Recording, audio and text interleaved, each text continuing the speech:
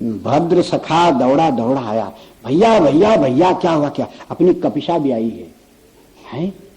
कपिशा दशरथ जी के दरवाजे की एक कुतिया का नाम है।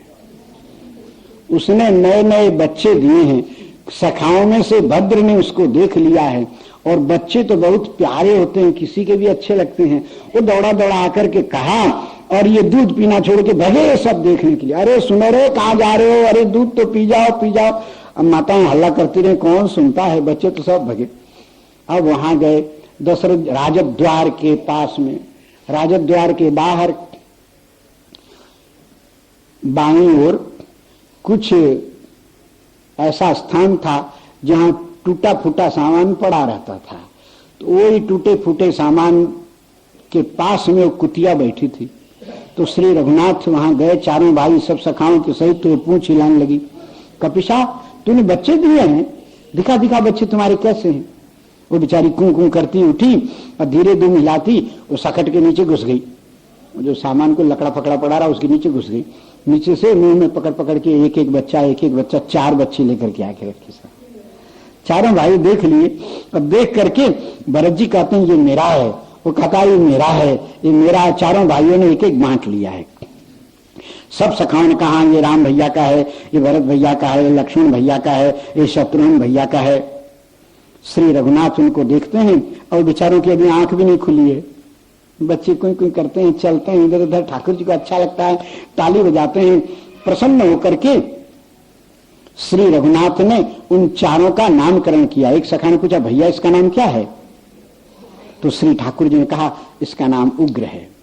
दूसरे का जो थोड़ा काला रंग का था उसको कहा ये चंड है, और जो 2-1 रंग का था थोड़ा काला थोड़ा सफेद ऐसा घबरू घबरू, उसको कहा ये प्रचंड है। और चौथे का नाम रखा, बोले ये प्रद्योत है। प्रद्योत शत्रुघ्न का है, प्रचंड लक्ष्मण का है, चंड भरत का है, उग्र मेरा है। कुतिया तो निहाल हो गई, मेरा मां बनना सार्थक हो गया। मेरे बच्चों को श्री रघुनाथ ने अपना कहा है। जिसको श्री राम अपना कह दें वही जीवन, उसी का जीवन सार्थक है। राम जी को तो सभी को ही अपना कहता है। सबई कहावत राम के, सबई राम की आस, बाकी राम कहे जहीं आपनो तहीं भजे तुलसीदास। श्री राम जिसको अपना कह दें, ठाकुर जी ने अपना कह दिया है। मेरे बच्चे श्री रघुनाथ कहते इनको खूब दूध पिला तू, जब ये बड़े हो जाएंगे ना तो हमारे साथ शिकार में चलेंगे। कुतिया तो प्रसन्न हो गई है। देवताओं ने उस कुतिया के ऊपर पुष्प वृष्टि की। ये धन्य है जिसने अपनी संतानों को प्रभु की सेवा में लगा दिया है, और मानव होकर के अपनी संतान को भजन से बहिर्मुख रखे। वो कैसी माँ है? पुत्रवती जुवती जग सोई, रघुपति भगत जासु सुत होई, न तरु बाझ भली। इसलिए अब माताएं सेवकों को दौड़ाई रहे, देखो वो कहाँ जा रहे हैं। तो तब तक श्री रघुनाथ नाम रखकर सब उसको कहा ले जा इन बच्चों को भीतर रख दे। तो बच्चों को लेकर के भीतर चली गई है।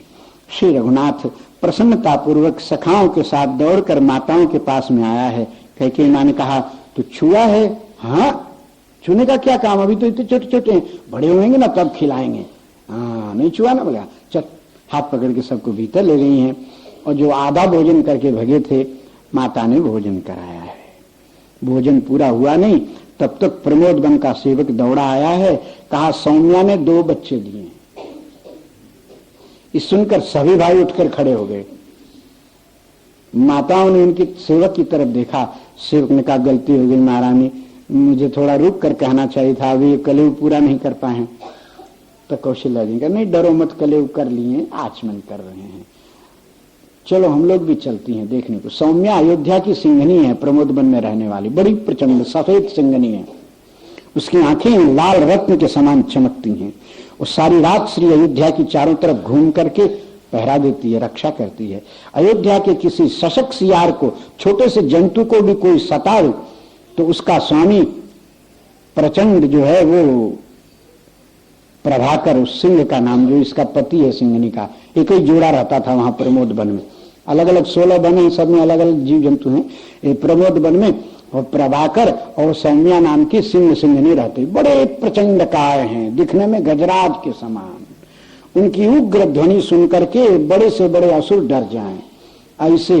बाकी किसी भी मानव शिशु, अयोध्या के किसी जीव जंतु को कभी उन्होंने सताया नहीं। कभी दूसरा कोई सतावे तो वो रोक दें। अयोध्या पर उड़ती चिड़िया पर बाघ झपट्टा मारे तो उग्र की गरज उस बाघ को भगा देवे। इसलिए दशरथ जी महाराज का बड़ा दुलारा है। दशरथ जी महाराज बहुत खेलते हैं। तो उसी सौम्या के 2 बच्चे भय थे। श्री राम जी सब भाइयों के साथ, माता पिता के साथ वहां पहुंचे हैं। सिंहनी अपनी गुफा में से शिशु को लेकर के मुंह में पकड़ के लाकर सामने रखा है। श्री दशरथ जी महाराज ने गोद में लिया, सिर पर हाथ फिरा, तो राम जी ने गोद में लिया, फिर भरत जी ने लिया, लक्ष्मण जी ने गोद में लिया। देवता ऊपर से धन्य धन्य कर रहे हैं। ब्रह्मा देव इत्यादि देवता बनकर क्या किया, अयोध्या के पशुओं पक्षी होते तो श्री राघव सिर पर तो हाथ फेरते, दुलार तो करते हमारा। इस प्रकार सब आनंद में मगन हैं, बहुत प्रसन्न है। श्री सब लोगों ने उसका दुलार किया, चारों भाइयों ने गोद में लिया। प्रभाकर जो वनराज था वो आकर प्रणाम किया है। सब लोगों ने उस सिंह को आशीर्वाद दिया। भगवान ने कहा, वनराज इन दोनों बच्चों की रक्षा करना, ये दोनों मेरे हैं। वो पूंछ हिलाया, सिर को हिलाकर स्वीकार करता, आप ही के हैं महाराज, मैं भी आपका हूं, ये सिंहनी भी आपकी है। बोल तो पाता नहीं, उसके नेत्र कहते हैं। पूंछ हिलाकर अपनी नम्रता प्रकट करता है, चेहरे को हिलाकर भाव प्रकट करता है। श्री रघुनाथ आगे बढ़कर उस महासिंह के सिर पर हाथ फेरे हैं। वो इतना बड़ा है कि श्री रघुनाथ का हाथ ही नहीं पहुंचता है। वो बैठ जाता है तब उसके सिर पर हाथ फेर पाते हैं, तो भी यूं हाथ करके फेरना पड़ता है। बड़ा सिंह है, वो बहुत प्रसन्न होता है। माताएं सब देख कर अति प्रसन्न होती हैं। आगे जब श्री राम जी मृगया लीला आवेगी, जब थोड़े बड़े होकर शिकार में चलेंगे, तब ये सब वो शत्रुंजय हाथी और ये और वो कुत्तों के बच्चे जो जो ये फिर आगे लीला में सहयोग करेंगे। उनके आगे लीला जब आवेगी तब आवेगी। अभी तो श्री राघव का जन्म बाल लीला चल रही है, ये तो बेचारे अभी आगे बच्चे दिए हैं। तो इस प्रकार श्री रघुनाथ उन दोनों बच्चों को अपनी गोद में लिया है। सभी भाई लोग एक साथ आकर बैठ गए हैं, सिर पर हाथ फेरने लगे हैं। भरत जी ने कहा, भैया इसका नाम क्या है? नामकरण करना श्री राम जी को बहुत आता है, कुछ भी नाम धर देते हैं पटाख से। तो कोई पूछे इसका नाम क्या है, बोले ये युद्ध है। तो भरत जी ने दूसरे का कहा ये नियुद्ध है। बोले हाँ, युद्ध नियुद्ध दोनों। जब हम लोग शिकार में चलेंगे तो साथ में चलेंगे। चलोगे ना तुम लोग? और छोटे छोटे बच्चे क्या समझे, आजे के पैदा भय हैं, बेचारे खाली ताकते हैं, गोदी में कुलबुल करते हैं। श्री रघुनाथ ने उनके सिर पर हाथ फेरा, फिर उसको ले जाकर उसकी माँ के पास में दे दिया, इसको दूध पिला, खूब बड़ा कर इसको, ऐसा कहा। सबको साथ में लेकर श्री रघुनाथ माता पिता इत्यादि सबके साथ में राजमहल में की तरफ जाने लगे। सब लौट रहे हैं। इतने में खरगोश का बच्चा आया, श्री राम जी के आगे आया, तो राम जी उसको पकड़ने दौड़े। वो फुदुक फुदुक कर भागे, बड़े बड़े कान, सफेद सफेद उसका पूरा शरीर, लाल लाल उसकी आंखें, आगे के पांव छोटे, पीछे के पांव बड़े, फुदकता है तो छलांग लेता है बड़ी बड़ी। श्री रघुनाथ उसको पकड़ने दौड़ते हैं। वो दौड़ता दौड़ता दौड़ता दौड़ता क्षीरेश्वर महादेव जी के मंदिर में आकर भगवान शंकर के पास उनके ऊपर चढ़े हुए दूध को चाटने लगा। श्री रघुनाथ वहां पहुंचे हैं, उस खरहा को गोद में उठा लिया है और क्षीरेश्वर महादेव जी को उसको भी प्रणाम कराया और अपने भी प्रणाम किए। जब चारों भाइयों ने प्रणाम किया तो पीछे आते हुए माता पिता इत्यादि जो गुरुजन लोग थे श्री क्षीरेश्वर महादेव जी को नमस्कार किया। उनके श्री विग्रह में उसी समय भगवान शशांक शेखर प्रकट हुए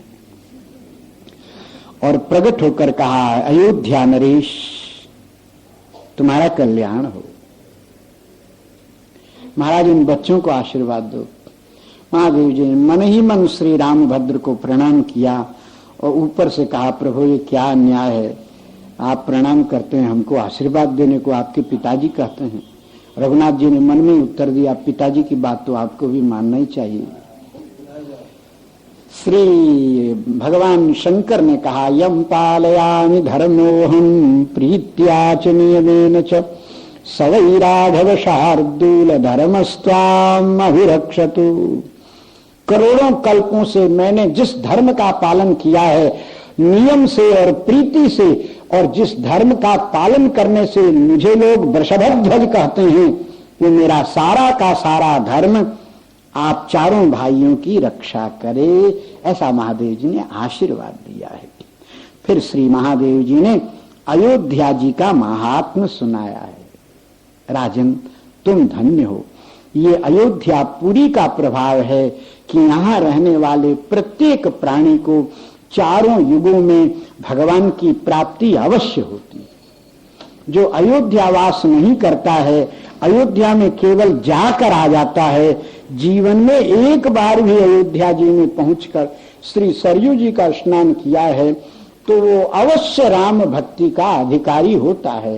कौनी जन्म अवध बस जोई, राम परायण सो परि होई।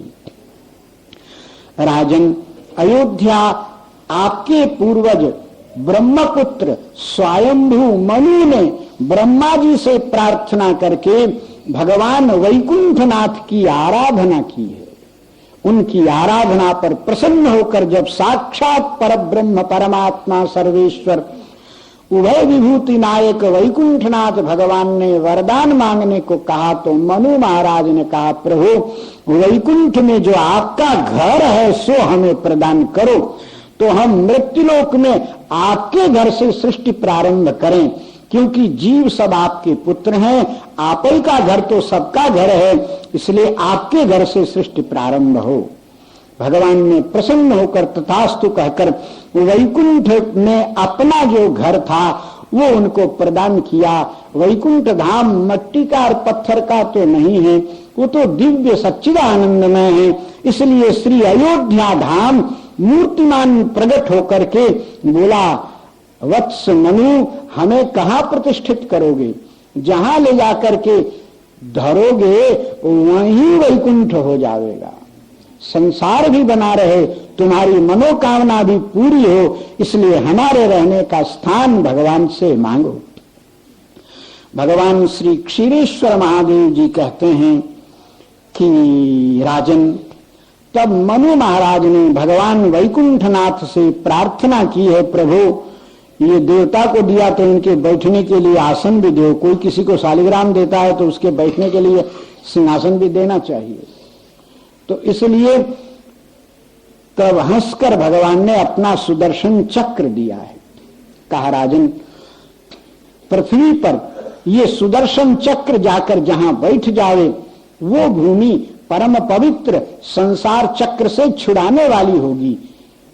तब उस भूमि पर बैठे इस सुदर्शन चक्र पर श्री अयोध्या जी को बैठा देना। वो भूमि में प्रवेश करके अंतरित हो जाएंगे और उसी के ऊपर श्री अयोध्या जी अपने स्वरूप को प्रकट करेंगे। फिर तुम अपने इच्छा के अनुकूल पिछली पीढ़ी के लोगों ही नाना प्रकार के महल मंदिर मकान बनाते रहना। राजन, इस प्रकार भगवान वैकुंठनाथ से मांग कर ये अयोध्यापुरी जो मोक्ष प्रदान करने वाली सप्तपुरियों में सबसे श्रेष्ठ और ज्येष्ठ है, भगवान के मस्तक पर विराजने वाली है। तीर्थ पुरुष परमात्मा का मस्तक अयोध्या है, अयोध्यापुरी मस्तकम। इसलिए इस पुरी को लेकर के जाओ। श्री महादेव जी कहते हैं, राजन, यायोध्या जगती तले तु मनुना वैकुंठ तो यानिता याचित्वा निज सृष्टि पालन परम वैकुंठनाथम प्रभुम। वैकुंठनाथ भगवान से मांग कर अयोध्यापुरी को लाया और पृथ्वी पर पधराया है। अयोध्या विश्व से विभिन्न अलग वैभव रखने वाली है। चारों युगों में सारे संसार के तीर्थ अयोध्या में ही वास करते हैं।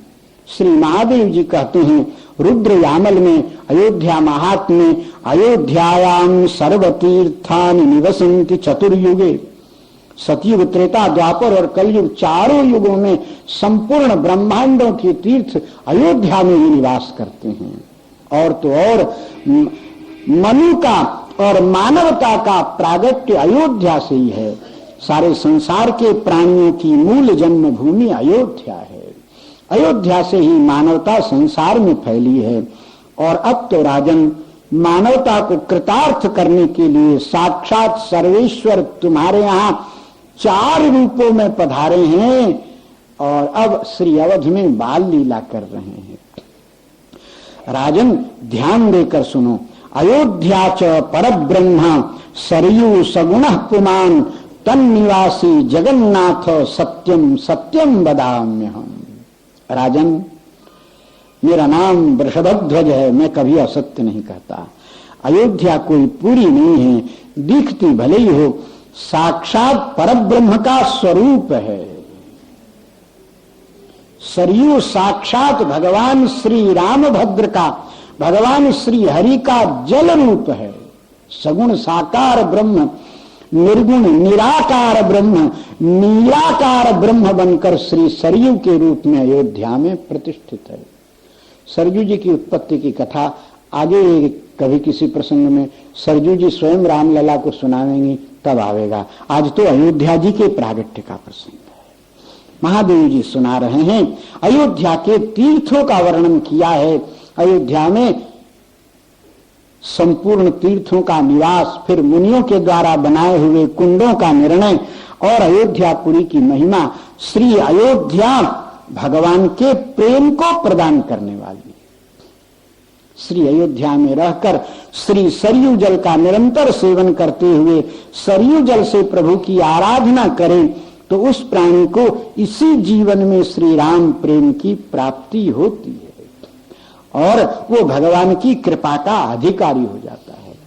फिर तो उसके जीवन में अपार आनंद आता है। लक्ष्मण जी ने पूछा, बाबा? बोले बाबा जो खड़े थे सो बैठ गए। चारों भाइयों को गोद में ले लिया। लक्ष्मण जी के सिर पर हाथ पूछकर पूछा, क्या बात है? तो कहा कि अयोध्या जी में क्या करने से जल्दी ब्याह होता है? बोले बाबा तो मगन हो गए। हाय हाय, ये जगदाधार अनंत ये बोली लीला कर रहे हैं। पूछा, तुम्हें जल्दी ब्याह करने का मन है? बोले कि राम जी की तरफ दिखाया, भैया का ब्याह जल्दी हो गई। अच्छा, तो इनका विवाह करने के लिए आप लोगों को थोड़ा पढ़ना लिखना होगा। गुरु महाराज की कृपा होगी, थोड़े और बड़े हो जाओ 1-2 बरस, तो फिर विद्या अध्ययन जब कर लोगे तब ब्याह होगा। लक्ष्मण जी ने कहा, हमें कैसे पता लगेगा कि अब ब्याह होगा? तो महादेव जी ने झुक करके कान में कहा, जब विश्वामित्र जी आए तब समझ लेना श्री राघव का ब्याह होने वाला है। हो प्रसन्न हो गए लखनलाल जी, हाथ जोड़कर अपना नन्हा नन्हा सिर झुकाकर महादेव जी को प्रणाम किया है। महादेव जी के गले का सुनहरा सर्प सरक करके श्री लखनलाल जी के अलकावली के ऊपर अपना फण फेर करके कृतार्थ हो रहा है। महादेव जी मगन भय हैं। जो प्रलयंकर के अंक में विराजे हैं उन बालकों को सर्पों से भय कहाँ लगे? वो तो निर्भय हैं। और जो भगवान विश्वनाथ की शरण में चला गया, काल सर्प भी उसका कुछ नहीं बिगाड़ता। ये तो प्रभु के आभूषण है। शत्रुघ्न लाल जी ने देखा है, श्री महादेव जी शत्रुघ्न कुमार का मुख देखते ही रह गए।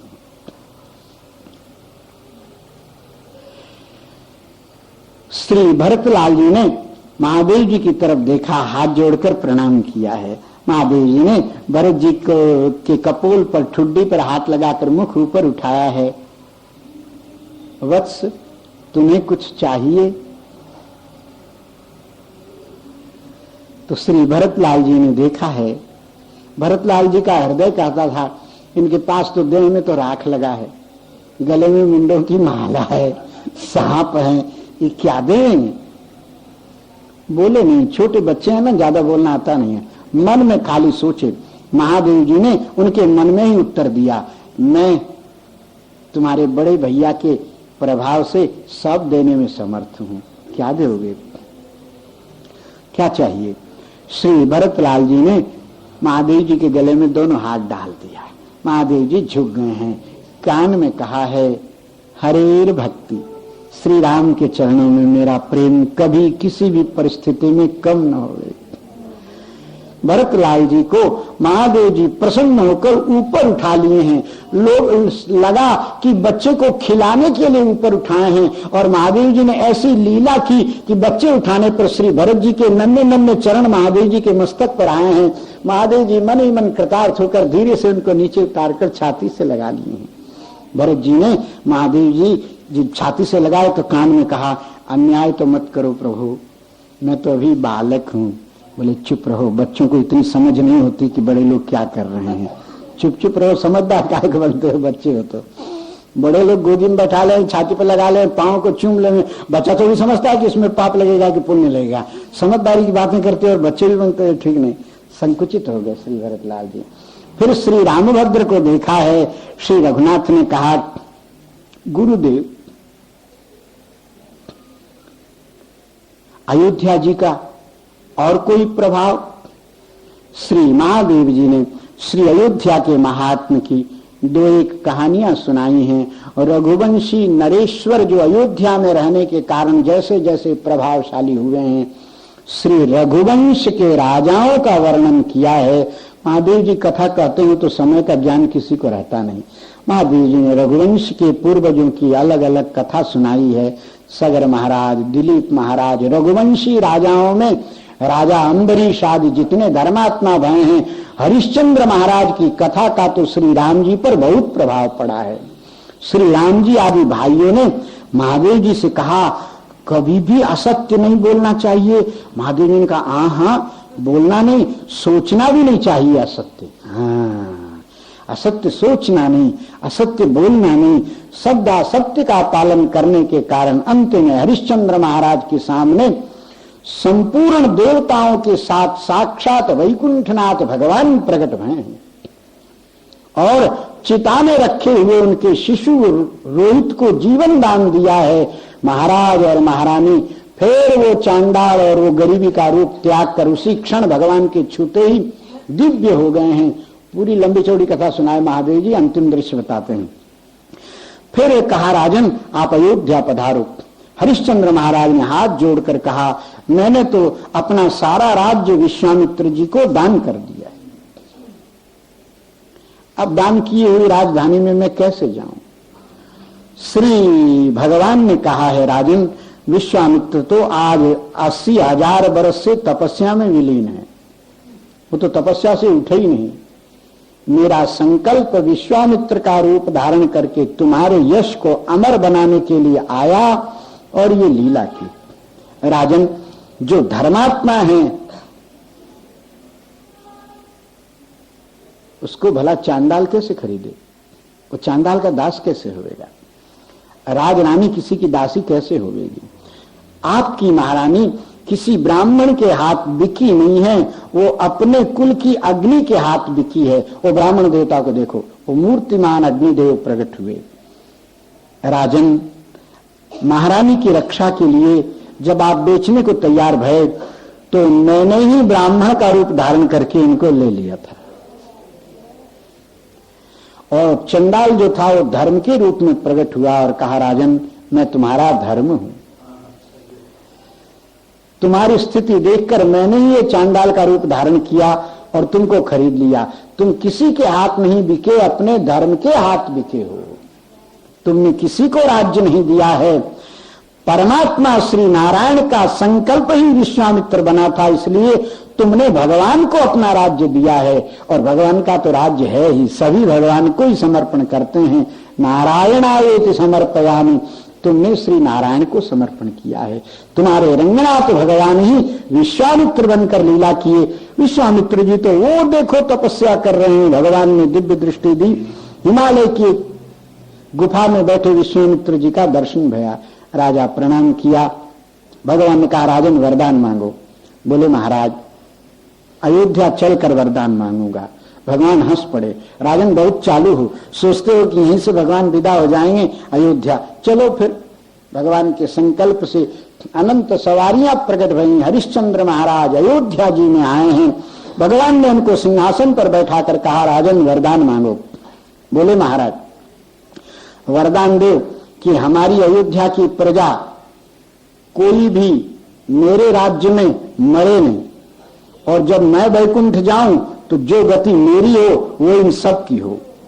भगवान ने कहा, राजन तुम्हारे साथ ही बिना मरे ही शरीरों के सहित सब प्रत्यक्ष विमानों में बैठ कर अंतिम समय में वैकुंठ आओगे और लेने के लिए मैं आऊंगा। श्री राम जी ने मन में संकल्प किया, हम भी ऐसे ही वरदान भगवान से मांगेंगे कि मेरी अयोध्या के सब लोग भगवान के धाम जाएं। महादेव जी ने हाथ जोड़कर मन में ही कहा, प्रभु किससे वरदान मांगोगे? आपको वरदान देने में कौन समर्थ है? आप ही भगवान हो। महादेव जी की तरफ देखकर मन ही मन वरदान मांगा है। राम जी ने, महाराज हमारे अयोध्या वासियों को हरिश्चंद्र महाराज के साथ तो गए और अब भविष्य में अयोध्या जी के अंदर कोई भी जीव जंतु कभी भी शरीर छोड़े तो उसको वैकुंठ भेजने की जिम्मेवारी आपकी। तो महादेव जी ने कहा, प्रभु काशी में मरने वालों को भेजने की जिम्मेदारी तो हमारी और यहाँ की जिम्मेदारी, बोले आप यहाँ 4 रूपों में चारों तरफ बैठे हैं, भेजने की जिम्मेवारी आपकी, स्वीकार करो। उनका महाराज मैं तो भेजने योग्य सबको बना दूंगा, परंतु भेजने का काम ब्रह्मा जी को सौंप दो। तो राम जी मुस्कुराकर चुप हो गए, सोचे कि जब समय आएगा तो ब्रह्मा जी को ये सौंपेंगे। वो कथा जब समय आएगी तब होगी। जब ये पूरी अयोध्या जी का महात्म्य सुना कि अयोध्या जी में ऐसे राजा भय, ऐसे पुण्यात्मा भय, ऐसे रामलला भय, तो श्री श्याम सुंदर ने मैया यशोदा के गाल पर हाथ रखकर कहा, माँ अयोध्या चलो ना। काहे को? बोले अयोध्या जाने से जल्दी ब्याह होता है, विश्वामित्र बाबा आते हैं। माँ हंसी, कहा अरे बाबा विश्वामित्र बाबा यहाँ नहीं आते, यहाँ तो तुम्हारे गुरुदेव शांडिल्य मुनि पधारते हैं, वही तुम्हारा विवाह करा देंगे। कब कराएंगे मैया? अरे तू बड़ा हो जा तब ना। मैं बड़ा हो गया, उठ के खड़े हो गए। अरे अभी बड़ा कहाँ भया है? बोले मैं तुमसे बड़ा हूं, देखो ना। अब लाल जी खड़े हैं, मैया बैठी है, तो अरे तो तू इतना ही तो है, मेरे हाथ के सिर हाथ के नीचे आ जाता है। अच्छा रुको, उधर से घसक के गए, 2-3 पीढ़ा ले आए, पीढ़े पर पीढ़ा धर दिए, उसके ऊपर खड़े हो गए और खड़े होने के बाद में कहे कि माँ देख बड़ा हो गया। इतने में नंद बाबा आ गए। मैया बेटा कहा बतरा रहे हैं? बोले कि अब क्या बतरा रहे हैं, आपका बेटा ब्याह करने के लिए बड़ा ललचाया, कोई बहू खोजो। तो लाल जी बोले बहू का क्या खोजना, वहां दिन एक छोरी आई नहीं, राधा राधा जाको नाम हतो। अरे तू पहले से पसंद कर रखे? बोले हो मैं पहले। बाबा ने गोद में उठा लिया लाला को और कहा, लाला संपत्ति बहुत ब्याह को चाहिए, तू कहा कमानो। बेटा ब्याह के लिए बहुत संपत्ति चाहिए, तू कुछ कमाया है?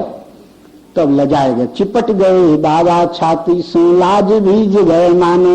नंद बाबा की छाती से चिपक गए, धीरे धीरे करने लगे, बाबा तुम भी ऐसी बात करो, मैं कमाऊं तो तुम क्या करोगे? बाबा ने कहा, हाँ ठीक कहा बेटा। अरे लाल तेरे ऐसो ब्याह करूंगो, बड़े बड़े भूप बारात चलेंगे, बड़ी बड़ी बम धरूंगो। बाबा और लाला बतुआ रहे हैं, तब तक मैया दूध गर्म करने के लिए चली गई, क्योंकि अब कहानी खत्म हो गई। लाला को दूध पिलाना, आज उसको नींदें नहीं आ रही, तो ब्याह के चक्कर में मैया दूध लेकर के आई और कहा, लाला अब दूध पी के सो जाओ। नहीं मैया अयोध्या चलो, वहां जाने पर जल्दी ब्याह होता है।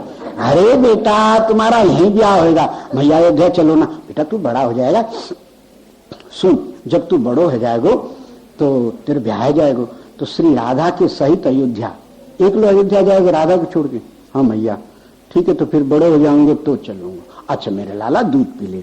मैया ने दूध पिलाया और दूध पिलाते पिलाते कुछ गीत गुनगुनाने लगी, तो लाल जी की आंखें भारी होने लगी।